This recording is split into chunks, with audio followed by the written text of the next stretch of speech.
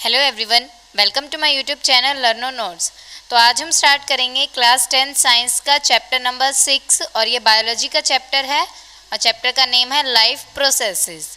अब चैप्टर का नेम है लाइफ प्रोसेसेस, तो लाइफ प्रोसेसेस का क्या मतलब होता है? फर्स्ट डेफिनेशन तो हमारे पास आती है कि लाइफ प्रोसेसेस का क्या मीनिंग है। The processes which are essential for maintaining life over earth are called life processes. Life processes वो प्रोसेसेस होती हैं जिनकी वजह से हमारी लाइफ एग्जिस्ट करती है। फॉर एग्जांपल है जैसे न्यूट्रिशन, रेस्पिरेशन, ट्रांसपोर्टेशन। अगर हम रेस्पिरेशन नहीं करते, अगर हम ब्रीथ नहीं करेंगे तो हमारी लाइफ पॉसिबल नहीं होगी। अगर हमारी बॉडी के अंदर सर्कुलेटरी सिस्टम नहीं होगा, हार्ट नहीं होगा, तब भी हमारी लाइफ पॉसिबल नहीं है। यानी ये जो प्रोसेसेस हैं, excretion, control and coordination, reproduction, circulation, ये जितने भी प्रोसेसेस हैं ये क्या है, हमारी लाइफ को मेंटेन करने के लिए क्या है, असेंशियल है या फिर कहें कि नेसेसरी है। तो इन्हें हम क्या बोलते हैं, लाइफ प्रोसेसेस, यानी कि जो लाइफ के लिए प्रोसेसेस असेंशियल हैं। नेक्स्ट बात आती है nutrition.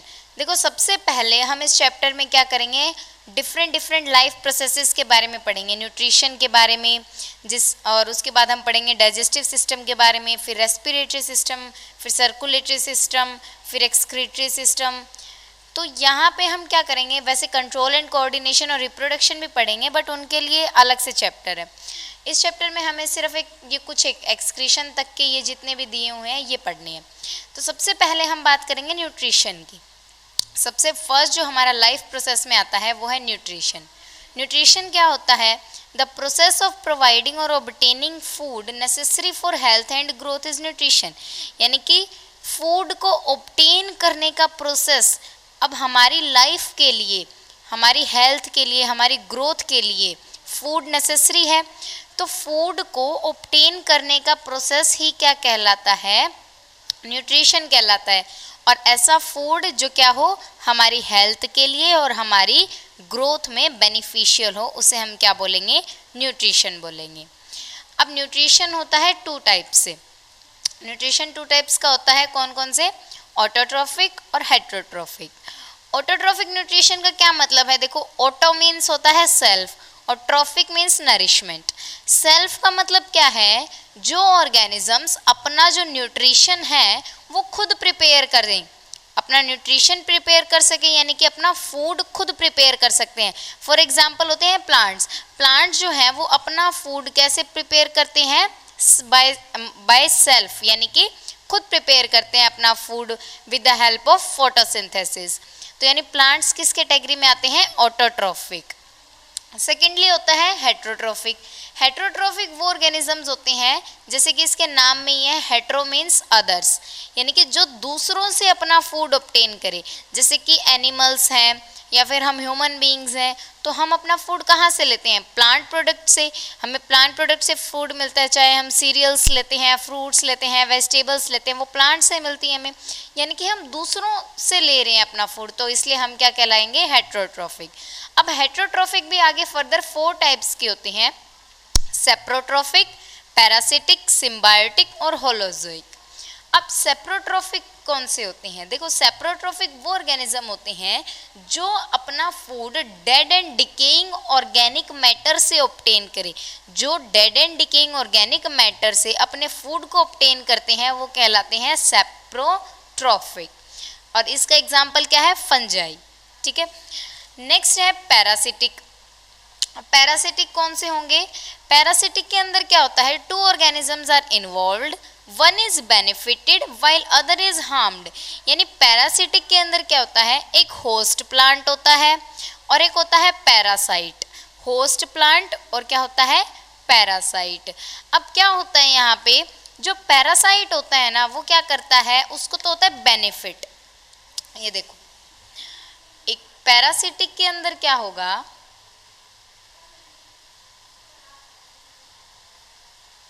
Parasitic mode of nutrition में 2 होते हैं, 2 ऑर्गेनिज्म इन्वॉल्व होते हैं। कौन कौन? एक क्या होता है पैरासाइट और एक क्या होता है होस्ट। फॉर एग्जांपल हम मान लेते हैं कि जैसे हमारी बॉडी के अंदर कोई वायरस आया है। अब हमारी बॉडी में वायरस अगर आता है तो जो वायरस है हमारी बॉडी के अंदर आया है, ठीक है, अब वायरस हमारी बॉडी को हार्म पहुंचा सकता है, वायरस हमारी बॉडी को हार्म पहुंचा सकता है, बट वायरस क्या हो रहा है, वायरस को तो बेनिफिट ही हो रहा है हमारी बॉडी के अंदर आने से। वायरस तो हमारी क्या कर रहा है, हमारी मशीनरी को यूज़ करके खुद एक्टिव हो रहा है, खुद को रेप्लिकेट कर रहा है, यानी वायरस को तो बेनिफिट हो रहा है, वायरस को क्या हो रहा है, बेनिफिट हो रहा है, बट हमारी बॉडी को क्या हो रहा है, लॉस हो रहा है। तो इस केस में हमारी बॉडी क्या है वायरस के लिए, होस्ट, ठीक है, हमारी बॉडी इसके लिए क्या कहलाएगी, होस्ट, और वायरस क्या कहलाएगा, पैरासाइट। तो ये होता है पैरासिटिक मोड ऑफ न्यूट्रिशन। इस तरीके से अब वायरस हमारी बॉडी से न्यूट्रिशन गेन कर रहा है, तो यानी इस तरीके का जो न्यूट्रिशन होता है उसे हम बोलते हैं पैरासिटिक मोड ऑफ न्यूट्रिशन। और इसके एग्जाम्पल्स हैं जैसे कि कस्क्यूटा, कस्क्यूटा होती है अमर बेल, वो बेल क्या करती है, कोई भी ट्री अगर उसके साइड में ग्रो कर रहा है तो वो क्या करेगी, ट्रीज के आर पार क्या हो जाती है, वो मतलब ट्रीज के चारों तरफ लिपट जाती है और फिर उस ट्री से अपने फूड को गेन करती है। वो खुद अपना फूड प्रिपेयर नहीं करती, बट क्या करती है, उस ट्री के फूड, ट्री जो फूड बनाता है अपने लिए, उससे अपना फूड गेन करती है। ऐसे एग्जाम्पल है राउंड वॉर्म, टेप वॉर्म, ठीक है। अब नेक्स्ट है सिम्बायोटिक। सिम्बायोटिक क्या होता है, close association and both are benefited. अब सिम्बायोटिक का मतलब है यहाँ पे भी दो ऑर्गेनिज्म होंगे। पैरासिटिक में क्या होता है, एक ऑर्गेनिज्म को तो बेनिफिट होता है और एक को हार्म होता है, बट सिम्बायोटिक के अंदर दो जो ऑर्गेनिज्म अब एक साथ आए हैं, दोनों को बेनिफिट हो रहा है। फॉर एग्जाम्पल इसका लाइकन, लाइकन किसकी एसोसिएशन होती है, एल्गी और फंजाई। जब एल्गी और फंजाई आपस में मिलके एक एसोसिएशन बनाते हैं, क्लोज एसोसिएशन, उसको प्रोसेस को हम क्या बोलते हैं, सिम्बायोटिक। तो एल्गी और फंजाई जब इकट्ठे क्लोज एसोसिएशन बनाएंगे तो इसको हमने नेम दे दिया लाइकन।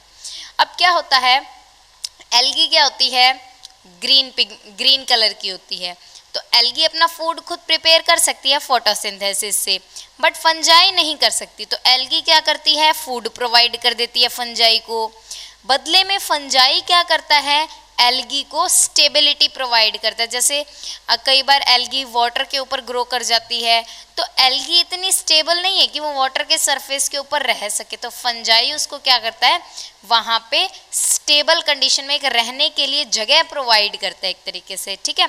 तो यानी कि दोनों को बेनिफिट हो रहा है आपस में, गिव एंड टेक की सिचुएशन है। नेक्स्ट है होलोजोइक। होलोजोइक का क्या मतलब है, take food in solid form. जो सॉलिड फॉर्म के अंदर फूड लेते हैं वो ऑर्गेनिज्म क्या कहलाएंगे, होलोजोइक। जैसे कि हर्बीवोरस, कार्निवोरस और ओमनिवोरस। होलोजोइक को फर्दर हम 3 पार्ट्स में डिवाइड कर देते हैं, हर्बीवोरस, कार्निवोरस, ओमनिवोरस। अब जैसे कि ह्यूमन बींग्स हैं, ह्यूमन बींग्स अपना फूड कैसे लेते हैं, हम चाहे फ्रूट्स खाएं, वेजिटेबल्स खाएं, तो वो सारी क्या होती है, सॉलिड फॉर्म में होती हैं। बाकी हमने जितने भी ऊपर किए हैं वो सारे अपना जो फूड है वो लिक्विड फॉर्म में लेते हैं, बट यहाँ होलोजोइक क्या होते हैं, सॉलिड फॉर्म। तो इसीलिए ह्यूमन बींग्स कौन सी कैटेगरी में आ जाएंगे, होलोजोइक। होलोजोइक में भी अगर हम फर्दर कैटेगरी देखें तो हम किस में आएंगे, ओमनिवोर्स में, क्योंकि ह्यूमंस जो हैं वो बहुत हर्बीवोर्स, कार्निवोर्स होते हैं, तो इसलिए हम किस में आ गए, ओमनिवोर्स में। अब ये तो हमने ऑटोट्रॉफिक और हेटरोट्रॉफिक का एक जस्ट सिंपल ऊपर से हमने पढ़ लिया। अब हम सबसे पहले डिटेल में स्टडी करेंगे ऑटोट्रॉफिक न्यूट्रिशन के बारे में। आज की इस वीडियो में हम सिर्फ ऑटोट्रॉफिक न्यूट्रिशन के बारे में पढ़ेंगे कि कैसे प्लांट्स अपना फूड खुद प्रिपेयर करते हैं। नेक्स्ट वीडियो में हम डिस्कस करेंगे हेटरोट्रॉफिक न्यूट्रिशन के बारे में। तो चलिए स्टार्ट करते हैं। Autotrophic nutrition, mode of nutrition in which organisms acquire their nutrition itself by the process of photosynthesis.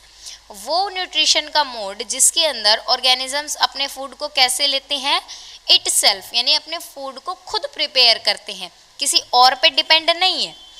और कैसे करेंगे, अब देखो ऑटोट्रॉफिक न्यूट्रिशन किस में होता है, प्लांट्स में।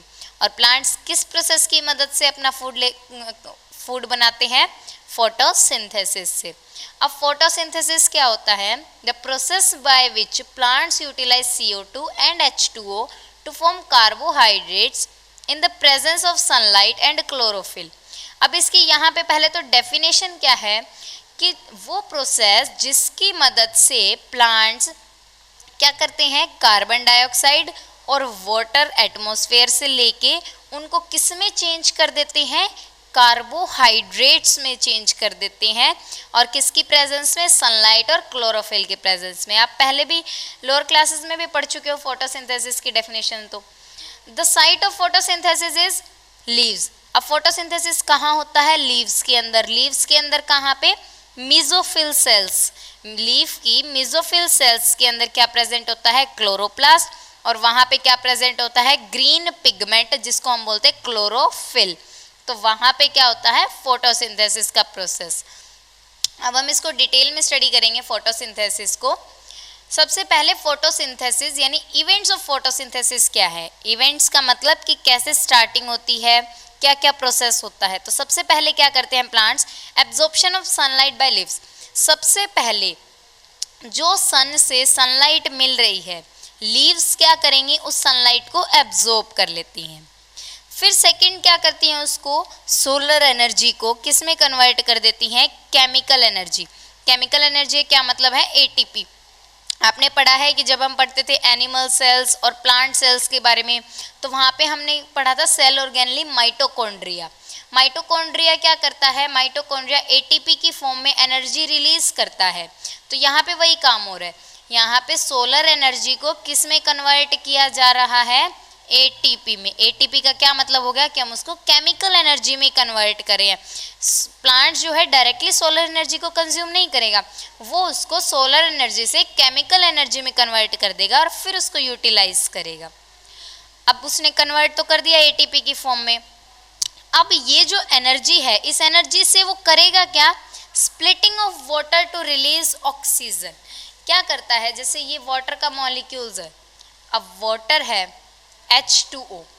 अब यहाँ पे क्या होगा, जो एनर्जी एटीपी की फॉर्म में इसने ली है, उस एनर्जी की मदद से हाइड्रोजन और ऑक्सीजन के बीच में जो बॉन्ड है, ये आपने केमिस्ट्री में पढ़ा है, हाइड्रोजन और ऑक्सीजन के बीच में ये जो बॉन्ड है, इस बॉन्ड को ब्रेक कर देगा। इस बॉन्ड को ब्रेक करेगा तो ऑक्सीजन क्या हो जाएगी, रिलीज। ऑक्सीजन कहाँ गई फिर, एटमॉस्फेयर में, यानी ऑक्सीजन तो एटमॉस्फेयर में रिलीज कर दी। तो यहाँ से हमें क्या मिल जाती है, ऑक्सीजन मिल जाती है।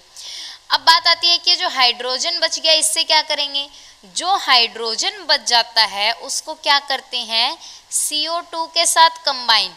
क्योंकि प्लांट क्या करते हैं, कार्बन डाइऑक्साइड लेते हैं। वो कार्बन डाइऑक्साइड क्यों लेते हैं, इस कार्बन डाइऑक्साइड के साथ ये जो H2O के अंदर से जो हाइड्रोजन निकला है, इस हाइड्रोजन को इस CO2 के साथ क्या करवा देते हैं, रिएक्ट। ये जो हाइड्रोजन है, ये अब देखो ऑक्सीजन तो इससे अलग हो गया, तो अब ये हाइड्रोजन ऐसे ही थोड़ी रहेगा, हाइड्रोजन भी रिएक्टिव है। तो ये क्या करेगा, कार्बन डाइऑक्साइड के साथ रिएक्ट कर लेगा और क्या बना देगा, कार्बोहाइड्रेट्स, यानी C6H12O6। ये क्या है, कार्बोहाइड्रेट्स का फॉर्मूला। अब यहाँ पे क्या हुआ, अब आपने केमिस्ट्री के अंदर पढ़ा होगा रिडक्शन और ऑक्सीडेशन। रिडक्शन का मतलब होता है एडिशन ऑफ हाइड्रोजन और ऑक्सीडेशन का मतलब होता है एडिशन ऑफ ऑक्सीजन। अब यहाँ पे हाइड्रोजन ऐड हो रही है कार्बन डाइऑक्साइड के अंदर, तो मान यहाँ पे क्या हुआ, रिडक्शन हो गया, किसका, कार्बन डाइऑक्साइड का, जिसकी वजह से किसकी फॉर्मेशन होती है, कार्बोहाइड्रेट्स की फॉर्म होती है। यहाँ पे देखो इक्वेशन ऑफ फोटोसिंथेसिस गिवन है 6CO2 + 12H2O, यानी CO2 ले ली हमने और साथ में वाटर। अब क्या किया, ये जो ऑक्सीजन तो यहाँ से रिलीज हो जाएगा, किसकी वजह से, जो यहाँ पे एनर्जी प्रोड्यूस हुई थी उसकी वजह से। और ये जो हाइड्रोजन बचेगा, ये CO2 के साथ रिएक्ट करके क्लोरोफिल और सनलाइट की प्रेजेंस, देखो सनलाइट की प्रेजेंस का क्या मतलब है कि एनर्जी की प्रेजेंस में, तभी तो यहाँ से ऑक्सीजन अलग होगा। क्या बना लेगा ये, C6H12O6 + H2O, कुछ अमाउंट में वाटर भी रिलीज होगा और साथ में कुछ हमें क्या मिल जाएगी, ऑक्सीजन। ठीक है, तो ये थी इक्वेशन ऑफ फोटोसिंथेसिस। अब फोटोसिंथेसिस के लिए कौन कौन से रॉ मटेरियल्स चाहिए हमें। फर्स्ट रॉ मटेरियल है CO2। तो CO2 हमें कहाँ से मिलती है, एटमॉस्फेयर से। और कैसे एब्जॉर्ब होती है, डिफ्यूजन से। अब ये डिफ्यूजन प्रोसेस क्या होता है, मान लो ये हमारे पास कोई प्लांट है, ठीक है, ये हमारे पास कोई प्लांट है अब ये प्लांट इस तरीके से, ठीक है, पॉट में हमने प्लांट लगा लिया। अब यहाँ पे क्या है, प्लांट को क्या चाहिए, CO2 चाहिए। अब डिफ्यूजन का क्या मतलब है, डिफ्यूजन का मतलब है कि किसी हायर कंसंट्रेशन से, हायर कंसंट्रेशन एरिया से लोअर कंसंट्रेशन एरिया में जाना, हायर कंसंट्रेशन एरिया से लोअर कंसंट्रेशन एरिया में जाना क्या कहलाता है, डिफ्यूजन। अब इसका क्या मतलब, अब देखो एटमॉस्फेयर, ये पूरा एटमॉस्फेयर है, तो एटमॉस्फेयर के अंदर CO2 की कंसंट्रेशन ज़्यादा होगी as comparison to plant. Plant के कंपैरिजन में CO2 बाहर तो ज़्यादा होगी, और प्लांट के अंदर उसकी कंसंट्रेशन कम होगी, क्योंकि क्या कर रहा है प्लांट, यहाँ पे प्लांट, अगर मान लो प्लांट के पास CO2 है भी, तो प्लांट उसको यूटिलाइज करता जा रहा है। तो यानी कि प्लांट के अंदर CO2 की कंसंट्रेशन जैसे ही कम होती है तो बाहर कंसंट्रेशन हाई है, तो हायर कंसंट्रेशन से CO2 क्या करती है, लोअर कंसंट्रेशन में आ जाती है, यानी कि प्लांट्स के अंदर आ जाती है, ताकि एक बैलेंस बना रहे। तो इस वजह से प्लांट्स कैसे एब्जॉर्ब कर लेते हैं CO2 को, by the process of diffusion. और डिफ्यूजन किसके थ्रू होता है, जो प्लांट के ऊपर लीव्स बने हुए होते हैं, उन लीव्स के अंदर क्या होते हैं, छोटे छोटे पोर्स, और उन पोर्स को हम क्या बोलते हैं, स्टोमेटा। इन स्टोमेटा के थ्रू CO2 क्या आ जाती है प्लांट के अंदर। नेक्स्ट है रॉ मटेरियल वाटर। अब वाटर क्या है, absorb by the roots and root hair. Water कैसे मिलता है प्लांट्स को, रूट से मिल सकता है। अगर हम जैसे प्लांट को पानी देते हैं तो प्लांट कैसे लेता है उस पानी को, अपनी रूट्स की मदद से। रूट्स पे क्या होते हैं, छोटे छोटे रूट हेयर्स बने हुए होते हैं, वहाँ से प्लांट क्या कर लेता है, वाटर ले लेता है। अब ऐसा तो नहीं है कि वहाँ पे सिर्फ वाटर ही होगा, अब वाटर है, लिक्विड है, ऐसा तो नहीं है कि प्लांट अब सिर्फ वाटर को ही लेगा। वाटर के अंदर तो मान लो सोयल के अंदर कुछ न्यूट्रिएंट्स है, नाइट्रोजन है, फॉस्फोरस है, या कोई भी न्यूट्रिएंट्स हैं, तो वो वाटर के साथ मिक्स हो जाएंगे। तो इसीलिए कुछ एक न्यूट्रिएंट्स भी वाटर के साथ साथ प्लांट्स तक पहुंच जाते हैं रूट्स के थ्रू। फॉर एग्जांपल नाइट्रोजन है मेन न्यूट्रिएंट जो रूट्स एब्जॉर्ब करती हैं, क्योंकि हमने पढ़ा है कि प्लांट्स नाइट्रोजन लिक्विड फॉर्म में लेते हैं, तो लिक्विड फॉर्म में कैसे लेते हैं, वो अपनी रूट्स की मदद से। It is absorb by diffusion process. और वाटर भी कैसे आता है, डिफ्यूजन से ही, क्योंकि सोयल के अंदर अगर हम पानी देते तो सोयल के अंदर कंसंट्रेशन ज़्यादा हो गई वाटर की, और प्लांट के अंदर कंसंट्रेशन कम है, तो वाटर भी कैसे आएगा, डिफ्यूजन से, हायर कंसंट्रेशन से लोअर कंसंट्रेशन में जाएगा। नेक्स्ट है सनलाइट। अब सनलाइट कहाँ से मिलेगी, सन से मिलेगी, और सन कहाँ पे है, एटमॉस्फेयर, यानी सनलाइट मिल जाएगी हमें एटमॉस्फेयर से। क्लोरोफिल कहाँ पे प्रेजेंट होता है, लीव्स में प्रेजेंट होता है, और लीव्स में कहाँ पे, अभी मैंने बताया था मेसोफिल सेल्स के अंदर, ठीक है। अब ये तो हमने बात कर ली किसकी, फोटोसिंथेसिस के बारे में। अब बात आती है स्टोमेटा। स्टोमेटा क्या होते हैं, stomatas are the tiny pores present on the surface of leaves. Bracket में क्या लिखा है, एपिडर्मिस। एपिडर्मिस का क्या मतलब होता है, जो लीव्स की सबसे ऊपर वाली कवरिंग होती है उसको हम क्या बोलते हैं, एपिडर्मिस बोलते हैं। आप 9th क्लास में पढ़ चुके हो। तो एपिडर्मिस से क्या करेंगे, वहाँ पे क्या होते हैं, छोटे छोटे पोर्स प्रेजेंट होते हैं, उन छोटे छोटे पोर्स को ही हम क्या बोलते हैं, स्टोमेटास बोलते हैं। अब स्टोमेटास देखो क्या होता है, दो टाइप के स्टोमेटा होते हैं हमारे पास। अब ये दो कौन कौन से टाइप के होते हैं, एक स्टोमेटा तो होता है हमारे पास किडनी बीन शेप का, ये जो इस तरीके से शेप होती है, ठीक है। ये कौन सी शेप है, किडनी या फिर बीन की तरह, बीन सीड की तरह, तो हम इसको किडनी बीन शेप्ड बोलते हैं। ये स्टोमेटा कैसा है, किडनी बीन शेप। एक स्टोमेटा होता है डम्बल शेप। डम्बल शेप कैसी होगी, इस तरीके से, ये डम्बल शेप है। तो अब कौन से प्लांट्स में हमें किडनी बीन मिलेगा, कौन से में डम्बल शेप मिलेगा, तो उसके लिए क्या है, ये कौन सा है, डम्बल शेप। जो किडनी बीन स्टोमेटास होते हैं वो हमेशा मिलते हैं डाइकोट प्लांट्स में। Dicot plants. अब डाइकोट का क्या मतलब होता है? जिनके पास दो कोटिलीडन्स होते हैं। दो कोटिलीडन्स का क्या मतलब? मान लो हमारे पास राजमा है, राजमा को हम थोड़ी देर पानी में भिगो देते हैं, तो जब हम देखते हैं तो राजमा दो पार्ट्स में डिवाइड हो जाता है, दो लीफ लाइक स्ट्रक्चर्स में। तो यानी कि उसके पास क्या है, उनको हम बोलते हैं, उन लीफ लाइक स्ट्रक्चर्स को कोटिलीडन्स, यानी उसके पास दो कोटिलीडन्स हैं जो उनको हम बोलते हैं डाइकोट। तो डाइकोट प्लांट्स जो होते हैं उनके अंदर स्टोमेटा किस शेप में प्रेजेंट होता है? Kidney bean shape. ये जो बीच में ये जो पोर प्रेजेंट है, ये जो पोर है इसे हम बोलते हैं स्टोमेटा। ठीक है, बीच में स्टोमेटा, ये तो साइड में दोनों क्या होते हैं? Guard cells. ऐसे ही डम्बल शेप कहाँ पे प्रेजेंट होगा? मोनोकोट, यानी कि सिंगल कोटिलीडन्स वालों में। मोनोकोट प्लांट्स के अंदर कैसी शेप होगी? स्टोमेटा की। ये बीच में क्या हो जाएगा इसका? पोर, स्टोमेटा, स्टोमेटल पोर। ठीक है, ये बीच में क्या है? स्टोमेटा। और ये क्या है? जैसे यहाँ पे क्या थे? किडनी बीन शेप्ड, इधर कैसे हैं? Dumbbell shaped. और कहाँ पे है? डाइकोट में तो कैसे हैं? Kidney bean. मोनोकोट में कैसे हैं? Dumbbell shape. अब एक बात और याद रखनी है, जहाँ पर भी डाइकोट प्लांट्स होते हैं, डाइकोट प्लांट्स के अंदर क्या होता है? जो स्टोमेटा है, अब हमारे पास लीफ होती है। अब लीफ के ऊपर एक तो लीफ का ऊपर वाला सरफेस होता है, एक लीफ के नीचे वाला सरफेस होता है। तो स्टोमेटा क्या होते हैं? जहाँ पर भी डाइकोट प्लांट्स होते हैं, तो डाइकोट प्लांट्स के अंदर stomatas are large in number at the lower epidermis. Lower epidermis का क्या मतलब? जो लीफ का नीचे वाला सरफेस है, तो नीचे वाले सरफेस के ऊपर स्टोमेटा डाइकोट प्लांट्स के अंदर तो ज़्यादा प्रेजेंट होते हैं और ऊपर वाले सरफेस पे कम होते हैं। डाइकोट प्लांट्स में क्या होता है? डाइकोट प्लांट्स में स्टोमेटा लीफ के लोअर सरफेस पर, लोअर सरफेस बोल दो या फिर लोअर एपिडर्मिस बोल दो, लोअर एपिडर्मिस पे कैसे प्रेजेंट होते हैं? Large, large in number. और अपर एपिडर्मिस पे फिर कैसे होंगे? लीफ की अपर एपिडर्मिस यानी ऊपर वाले सरफेस पर कैसे प्रेजेंट होंगे? कम प्रेजेंट होंगे, लो इन नंबर। ठीक है, अपर एपिडर्मिस पे कम प्रेजेंट होते हैं, नीचे वाले सरफेस पे ज़्यादा। लेकिन जो मोनोकोट प्लांट्स होते हैं, मोनोकोट प्लांट्स के अंदर स्टोमेटा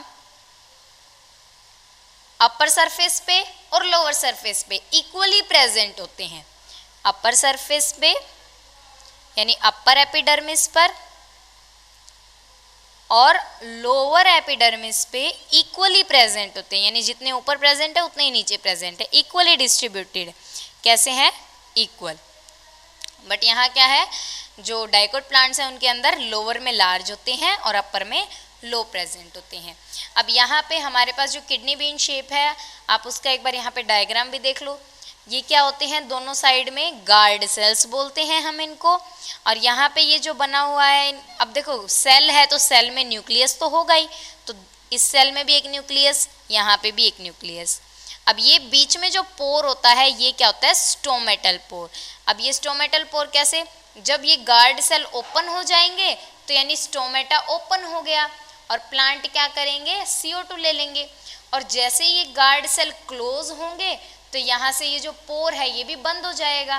पोर बंद हो जाएगा तो उसकी वजह से क्या होगा? प्लांट क्या कर देंगे? अब उसने मान लो CO2 ले रखी है, या कोई भी, जैसे ह्यूमन रिस्पायर करते हैं, ह्यूमन क्या करते हैं? ऑक्सीजन लेते हैं, CO2 छोड़ते हैं। तो इसी तरीके से प्लांट्स अगर कार्बन डाइऑक्साइड ले रहे हैं तो फिर वो ऑक्सीजन छोड़ देंगे। ठीक है, और इनके ऊपर गार्ड सेल पे क्या प्रेजेंट होते हैं? क्लोरोप्लास्ट। क्लोरोप्लास्ट में क्या प्रेजेंट होता है? क्लोरोफिल ग्रीन पिगमेंट, जो क्या करता है? सनलाइट को ट्रैप करने में हेल्प करता है। ठीक, अब ये बातें हम पढ़ चुके हैं कि किस में डम्बल शेप होता है और किस में किडनी बीन शेप। अब नेक्स्ट आता है फंक्शन ऑफ स्टोमेटा। स्टोमेटा का क्या फंक्शन है? It helps in transpiration. Transpiration का क्या मतलब है? जब प्लांट्स के अंदर से वाटर लॉस होता है थ्रू इवेपोरेशन। अब प्लांट्स हैं, प्लांट्स के अंदर भी एक्सेस वाटर होता है, तो उनकी बॉडी से भी क्या, प्लांट से भी क्या होती है? इवेपोरेशन होती है। बट जब प्लांट इवेपोरेशन करते हैं तो हमने उनको एक नेम दे दिया, क्या दे दिया? ट्रांसपिरेशन। हमने पर्टिकुलरली नेम दे दिया। अगर हम ट्रांसपिरेशन यूज़ कर रहे हैं यानी कि प्लांट्स के लिए यूज़ किया जा रहा है। प्लांट्स क्या करते हैं, वाटर को लूज करते हैं, वाटर को लूज करते हैं एटमॉस्फेयर में in the form of water vapours, तो उस प्रोसेस को बोलते हैं ट्रांसपीरेशन, और वो कहाँ से होता है, स्टोमेटा के थ्रू। नेक्स्ट फंक्शन है, it helps in gaseous exchange, gases की एक्सचेंज में हेल्प करता है। अभी बताया मैंने कि कार्बन डाइऑक्साइड लेने में या फिर ऑक्सीजन लेने में, तो इसके अंदर क्या करता है, स्टोमेटा हेल्प करता है। It helps the plant cool, cool रहने में प्लांट को हेल्प करता है। अब जैसे कई बार क्या होता है, जब भी आप गर्मियों में अगर मान लो आपको स्वेट आता है, तो थोड़ी देर बाद आप अगर मान लो पंखे के नीचे बैठते हो या फिर किसी ठंडी जगह में बैठते हो, तो आपको ठंडक महसूस होती है। वो किस लिए होती है, क्योंकि जब आपकी बॉडी वाटर को लूज करती है, जब आपकी बॉडी वाटर लूज करती है, तो उसकी वजह से क्या होती है, आपको ठंडक फील होती है, यानी कि आपको कूल फील होता है। तो इसीलिए स्टोमेटा क्या करते हैं, ट्रांसपिरेशन में हेल्प करते हैं, यानी वाटर लॉस में हेल्प कर रहे हैं, तो साथ साथ वो क्या कर रहे हैं, प्लांट को कूल रखने में भी हेल्प कर रहे हैं। अब नेक्स्ट बात आती है कि स्टोमेटा की ओपनिंग और क्लोजिंग कैसे होगी, स्टोमेटा कैसे ओपन होंगे, कैसे क्लोज होंगे, ताकि क्या किया जा सके, कार्बन डाइऑक्साइड ले सके प्लांट और फोटोसिंथेसिस कर सके। तो फर्स्ट तो है potassium ion is the most important element. Potassium ion सबसे इंपॉर्टेंट क्यों है, क्योंकि पोटेशियम आयन क्या करता है, कार्बन डाइऑक्साइड को एब्जॉर्ब करने में हेल्प करता है। Potassium ion is a good absorber of carbon dioxide, ये कार्बन डाइऑक्साइड को एब्जॉर्ब करता है। तो प्लांट को फोटोसिंथेसिस के लिए कार्बन डाइऑक्साइड की नीड होती है, तो पोटेशियम आयन अगर प्लांट में प्रेजेंट होगा तभी तो वो क्या कर पाएगा, कार्बन डाइऑक्साइड को एब्जॉर्ब करेगा। कार्बन डाइऑक्साइड को अगर एब्जॉर्ब करेगा तो उसकी वजह से स्टोमेटा क्या हो जाएंगे, ओपन हो जाएंगे। ठीक है, अब नेक्स्ट होता है, ये तो हमने पढ़ लिया कि पोटेशियम आयन कैसे मदद करता है। पोटेशियम आयन क्या करेगा, कार्बन डाइऑक्साइड को एब्जॉर्ब करता है, इसलिए कार्बन डाइऑक्साइड को एब्जॉर्ब करने के लिए स्टोमेटा के जो पोर्स, स्टोमेटा जो होता है वो क्या हो जाता है, ओपन हो जाता है। नेक्स्ट है वाटर, वाटर के अंदर, वाटर की मदद से कैसे होता है स्टोमेटा ओपन एंड क्लोज। अब यहाँ पे देखो हमने क्या बनाए थे, गार्ड सेल्स। ठीक, ये इस तरीके से हमारे क्या है, मान लो गार्ड सेल है। ठीक है, तो इनके अंदर क्या हुआ, ये जो दो सेल्स हैं, अब जैसे ही वाटर इसमें फिल होगा, अब सेल्स हैं प्लांट के अंदर, वाटर आ रहा है, तो हर एक सेल को वाटर तो प्लांट प्रोवाइड करेगा, तो यहाँ पे वाटर फिल होगा तो ये क्या करेंगे, सेल्स फूल जाएंगी। सेल की शेप तो होती है ये, और ये फूल के कैसी हो जाती हैं, ऐसे बड़ी लार्ज साइज की, देखो ऐसे हो जाएंगी ये। जैसे ही किस चीज़ में वाटर फिल होगा तो वो चीज़ फूल जाएगी, तो वाटर के ऐड होने से ये क्या हो जाती हैं, बिकम्स टर्जिड। ये जो फूलती हैं इसको हमने क्या नेम दे दिया, टर्जिड। ठीक है, मोटी हो जाती हैं बिल्कुल। तो यानी उसकी वजह से क्या होता है, अब कोई चीज़ जैसे फूल के बड़ी हो रही है, तो फूल के बड़ी हो रही है, इसकी वजह से ना ये जो स्टोमेटल पोर है ये क्या हो जाता है, ओपन हो जाता है। स्टोमेटा क्या हो जाते हैं, ओपन। और जैसे ही इसके अंदर से वाटर निकलेगा, वाटर अगर इसके अंदर से बाहर निकलेगा तो ये क्या हो जाएंगी, श्रिंक हो जाएंगी। श्रिंक हो जाएंगी तो यानी कि ये जो स्टोमेटल पोर है ये फिर से क्या हो जाएगा, क्लोज हो जाएगा। ठीक है, जैसे ही वाटर निकला तो ये क्या हो जाती हैं, श्रिंक। श्रिंक हो जाती है, मतलब क्या हम नेम देते हैं इसको, फ्लैसिड। इन्हें हम बोलते हैं फ्लैसिड। तो उसकी वजह से क्या हो जाता है, जो स्टोमेटल पोर है वो क्या हो जाएगा, क्लोज हो जाएगा। ठीक है, श्रिंक हो गई तो यानी कि वो पोर जो है वो बंद हो गया। तो वाटर की मदद से ऐसे ओपनिंग और क्लोजिंग कंटिन्यूअसली होती है। अब नेक्स्ट बात आती है साइट ऑफ फोटोसिंथेसिस। अब प्लांट के अंदर साइट ऑफ फोटोसिंथेसिस क्या होती है, लीफ होती है। फोटोसिंथेसिस कहाँ पे होता है, लीफ पे। तो यहाँ पे एक लीफ का स्ट्रक्चर ड्रॉ किया गया है। यहाँ पे सबसे ऊपर एक लेयर बनाई गई है, उस लेयर को कहते हैं वैक्सीक्यूटिकल। लीफ का पोर्शन दिखाया गया है, इस लीफ के ऊपर सबसे ऊपर वाले लेयर को बोलते हैं वैक्सीक्यूटिकल। फिर एक लेयर किसकी होगी, अपर एपिडर्मिस की। ऐसे ही नीचे क्या होगा, लोअर एपिडर्मिस। और यहाँ पे क्या प्रेजेंट होंगे, पैरेन्काइमा सेल्स। अब पैरेन्काइमा, क्लोरेन्काइमा, स्क्लेरेन्काइमा, ये आप सारे 9th में पढ़ चुके हो, प्लांट के सेल्स होते हैं।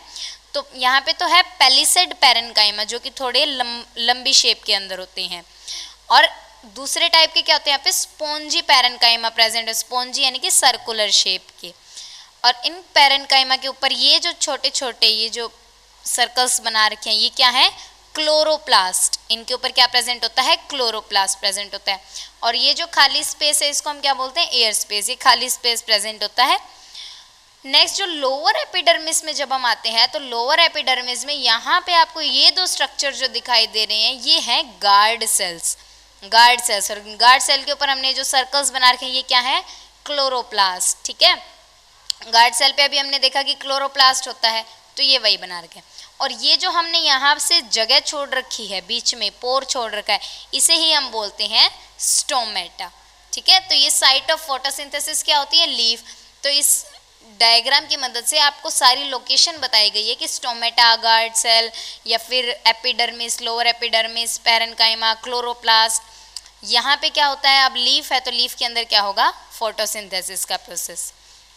अब कुछ एक पॉइंट्स और हैं कि प्लांट के अंदर जो फूड फॉर्म होता है वो किसकी फॉर्म में होता है, ग्लूकोज की फॉर्म में। और जब प्लांट उस फूड को स्टोर करते हैं तो वो किसकी फॉर्म में, ऐसा नहीं है कि वो ग्लूकोज की फॉर्म में बना तो वो ग्लूकोज की फॉर्म में ही स्टोर भी हो जाएगा। स्टोर किसकी फॉर्म में होता है, वो स्टार्च की फॉर्म में। और ट्रांसपोर्ट, मान लो अब अगर प्लांट को फूड की ज़रूरत है, प्लांट के किसी पार्ट को फूड की ज़रूरत है, तो प्लांट उसको किसकी फॉर्म में ट्रांसपोर्ट करता है, सुक्रोज की फॉर्म में। अब ये सुक्रोज क्या होता है, ग्लूकोज प्लस फ्रैक्टोज को हम क्या बोल देते हैं, सुक्रोज बोलते हैं। तो प्लांट के अंदर किस फॉर्म में प्रोड्यूस हुआ था फूड, ग्लूकोज की फॉर्म में। स्टोर कैसे हुआ, स्टार्च की फॉर्म में। ट्रांसपोर्ट कैसे हुआ, सुक्रोज की फॉर्म में, ठीक है। अब नेक्स्ट है heterotrophic nutrition in unicellular organisms.